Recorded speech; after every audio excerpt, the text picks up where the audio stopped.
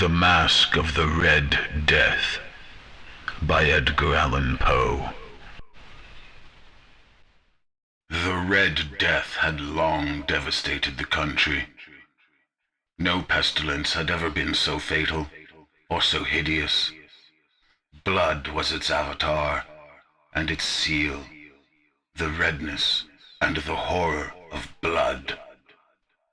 There were sharp pains and sudden dizziness, and then profuse bleeding at the pores, with dissolution. The scarlet stains upon the body, and especially upon the face, of the victim were the pest ban which shut him out from the aid and from the sympathy of his fellow men. And the whole seizure, progress, and termination of the disease were incidents of half an hour. But the Prince Prospero was happy and dauntless and sagacious. When his dominions were half depopulated, he summoned to his presence 1,000 hale and light-hearted friends from the knight and dames of his court, and with these retired to the deep seclusion of one of his castellated abbeys. This was an extensive and magnificent structure, the creation of the prince's own eccentric yet august taste. A strong and lofty wall girdled it in. This wall had gates of iron. The courtiers, having entered, brought furnaces and massy hammers, and welded the bolts. They resolved to leave means neither of ingress or egress to the sudden impulses of despair, or of frenzy from within. The abbey was amply provisioned. With such precautions the courtiers might bid defiance to contagion. The external world could take care of itself. In the meantime, it was folly to grieve or to think. The prince had provided all the appliances of pleasure. There were buffoons, there were improvisatori, there were ballet dancers, there were musicians, there was beauty, there was wine. All these and security were within. Without was the Red Death. It was toward the close of the 5th or 6th month of this seclusion, and while the pestilence raged most furiously abroad, that the Prince Prospero entertained his 1,000 friends at a masked ball of the most unusual magnificence. It was a voluptuous scene, that masquerade, but first let me tell you of the rooms in which it was held. There were 7, an imperial suite. In many palaces, however, such suites form a long and straight vista, while the folding doors slide back nearly to the walls on either hand, so that the view of the whole extent is scarcely impeded. Here the case was very different, as might have been expected from the Duke's love of the bizarre. The apartments were so irregularly disposed that the vision embraced but little more than one at a time. There was a sharp turn at every 20 or 30 yards, and at each turn a novel effect. To the right and left, in the middle of each wall, a tall and narrow Gothic window looked out upon a closed corridor which pursued the windings of the suite. These windows were of stained glass whose color varied in accordance with the prevailing hue of the decorations of the chamber into which it opened. That at the eastern extremity was hung, for example, in blue, and vividly blue were its windows. The second chamber was purple in its ornaments and tapestries, and here the panes were purple. The third was green throughout, and so were the casements. The fourth was finished and lighted with orange, the fifth with white, the sixth with violet. The seventh apartment was closely shrouded in black velvet tapestries that hung all over the ceiling and down the walls, falling in heavy folds upon a carpet of the same material and hue. But in this chamber only, the color of the windows failed to correspond with the decorations. The panes here were scarlet, a deep blood color. Now in no one of the 7 apartments was there any lamp or candelabrum, amid the profusion of golden ornaments that lay scattered to and fro or depended from the roof. There was no light of any kind emanating from lamp or candle within the suite of chambers. But in the corridors that followed the suite, there stood, opposite to each window, a heavy tripod bearing a brazier of fire that projected its rays through the tinted glass and so glaringly illumined the room. And thus were produced a multitude of gaudy and fantastic appearances.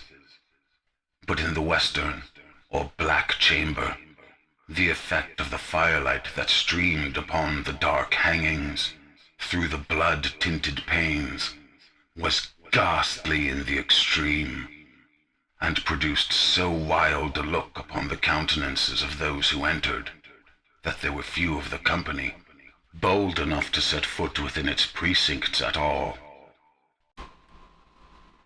It was in this apartment also that there stood against the western wall a gigantic clock of ebony. Its pendulum swung to and fro with a dull, heavy, monotonous clang, and when the minute hand made the circuit of the face, and the hour was to be stricken, there came from the brazen lungs of the clock a sound, which was clear and loud and deep and exceedingly musical, but of so peculiar a note and emphasis that at each lapse of an hour the musicians of the orchestra were constrained to pause momentarily in their performance to hearken to the sound, and thus the waltzers perforce ceased their evolutions, and there was a brief disconcert of the whole gay company, and while the chimes of the clock yet rang, it was observed that the giddiest grew pale, and the more aged and sedate passed their hands over their brows as if in confused reverie or meditation. But when the echoes had fully ceased, a light laughter at once pervaded the assembly. The musicians looked down at each other and smiled as if at their own nervousness and folly, and made whispering vows, each to the other, that the next chiming of the clock should produce in them no similar emotion. And then, after the lapse of 60 minutes, which embrace 3,600 seconds of the time that flies, there came yet another chiming of the clock, and then were the same disconcert and tremulousness and meditation as before. But in spite of these things, it was a gay and magnificent revel. The tastes of the Duke were peculiar. He had a fine eye for colors and effects. He disregarded the decora of mere fashion. His plans were bold and fiery, and his conceptions glowed with barbaric luster. There are some who would have thought him mad. His followers felt that he was not. It was necessary to hear and see and touch him to be sure that he was not. He had directed in great part the movable embellishments of the 7 chambers upon occasion of this great fête, and it was his own guiding taste which had given character to the masqueraders. Be sure they were grotesque. There were much glare and glitter and piquancy and phantasm, much of what has been since seen in Hernani. There were arabesque figures, with unsuited limbs and appointments. There were delicious fancies, such as the madman fashions. There were much of the beautiful, much of the wanton, much of the bizarre, something of the terrible, and not a little of that which might have excited disgust. To and fro in the 7 chambers there stalked, in fact, a multitude of dreams, and these, the dreams, writhed in and about, taking hue from the rooms, and causing the wild music of the orchestra to seem as the echo of their steps. And anon there strikes the ebony clock, which stands in the hall of the velvet. And then, for a moment, all is still, and all is silent, save the voice of the clock. The dreams are stiff frozen as they stand, but the echoes of the chime die away. They have endured but an instant, and a light, half-subdued laughter floats after them as they depart. And now again the music swells, and the dreams live, and writhe to and fro more merrily than ever, taking hue from the many-tinted windows through which stream the rays from the tripods. But to the chamber which lies most westwardly of the 7, there are now none of the maskers who venture, for the night is waning away, and there flows a ruddier light through the blood-colored panes, and the blackness of the sable drapery appalls. And to him whose foot falls upon the sable carpet, there comes from the near clock of ebony a muffled peal, more solemnly emphatic than any which reaches their ears, who indulge in the more remote gaieties of the other apartments. But these other apartments were densely crowded, and in them beat feverishly the heart of life, and the revel went whirlingly on, until at length there commenced the sounding of midnight upon the clock. And then the music ceased, as I have told, and the evolutions of the waltzers were quieted, and there was an uneasy cessation of all things as before. But now there were 12 strokes to be sounded by the bell of the clock. And thus it happened, perhaps, that more of thought crept, with more of time, into the meditations of the thoughtful among those who revelled. And thus, too, it happened, perhaps, that before the last echoes of the last chime had utterly sunk into silence, there were many individuals in the crowd who had found leisure to become aware of the presence of a masked figure which had arrested the attention of no single individual before. And the rumor of this new presence having spread itself whisperingly around, there arose at length from the whole company a buzz, or murmur, expressive of disapprobation and surprise, then finally of terror, of horror, and of disgust. In an assembly of phantasms such as I have painted, it may well be supposed that no ordinary appearance could have excited such sensation. In truth, the masquerade license of the night was nearly unlimited, but the figure in question had out-Heroded Herod, and gone beyond the bounds of even the prince's indefinite decorum. There are chords in the hearts of the most reckless which cannot be touched without emotion.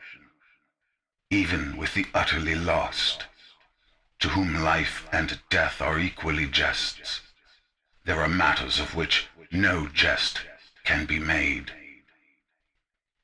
The whole company, indeed, seemed now deeply to feel that in the costume and bearing of the stranger neither wit nor propriety existed. The figure was tall and gaunt, and shrouded from head to foot in the habiliments of the grave. The mask which concealed the visage was made so nearly to resemble the countenance of a stiffened corpse, that the closest scrutiny must have had difficulty in detecting the cheat. And yet all this might have been endured, if not approved, by the mad revellers around. But the mummer had gone so far as to assume the type of the Red Death. His vesture was dappled in blood, and his broad brow, with all the features of the face, was besprinkled with the scarlet horror. When the eyes of Prince Prospero fell upon this spectral image, which, with a slow and solemn movement, as if more fully to sustain its role, stalked to and fro among the waltzers, he was seen to be convulsed, in the first moment, with a strong shudder either of terror or distaste, but, in the next, his brow reddened with rage. "Who dares?" he demanded hoarsely of the courtiers who stood near him. "Who dares insult us with this blasphemous mockery? Seize him and unmask him, that we may know whom we have to hang at sunrise from the battlements." It was in the eastern or blue chamber in which stood the Prince Prospero as he uttered these words. They rang throughout the 7 rooms, loudly and clearly, for the prince was a bold and robust man, and the music had become hushed at the waving of his hand. It was in the blue room where stood the prince, with a group of pale courtiers by his side. At first, as he spoke, there was a slight rushing movement of this group in the direction of the intruder, who, at the moment, was also near at hand, and now, with deliberate and stately step, made closer approach to the speaker. But from a certain nameless awe with which the mad assumptions of the mummer had inspired the whole party, there was found none who would put forth hand to seize him, so that, unimpeded, he passed within a yard of the prince's person, and while the vast assembly, as if with one impulse, shrank from the centers of the rooms to the walls, he made his way uninterruptedly, but with the same solemn and measured step which had distinguished him from the first, through the blue chamber to the purple, through the purple to the green, through the green to the orange, through this again to the white, and even thence to the violet, ere a decided movement had been made to arrest him. It was then, however, that the Prince Prospero, maddening with rage and the shame of his own momentary cowardice, rushed hurriedly through the 6 chambers, while none followed him on account of a deadly terror that had seized upon all. He bore aloft a drawn dagger, and had approached, in rapid impetuosity, to within 3 or 4 feet of the retreating figure, when the latter, having attained the extremity of the velvet apartment, turned suddenly and confronted his pursuer. There was a sharp cry, and the dagger dropped gleaming upon the sable carpet, upon which, instantly afterwards, fell prostrate in death the Prince Prospero. Then, summoning the wild courage of despair, a throng of the revelers at once threw themselves into the black apartment, and seizing the mummer, whose tall figure stood erect and motionless within the shadow of the ebony clock, gasped in unutterable horror. At finding the grave cerements and corpse-like mask which they handled with so violent a rudeness, untenanted by any tangible form. And now was acknowledged the presence of the Red Death. He had come like a thief in the night, and one by one dropped the revelers in the blood-bedewed halls of their revel, and died each in the despairing posture of his fall. And the life of the ebony clock went out with that of the last of the gay, and the flames of the tripods expired, and darkness and decay and the Red Death held illimitable dominion over all.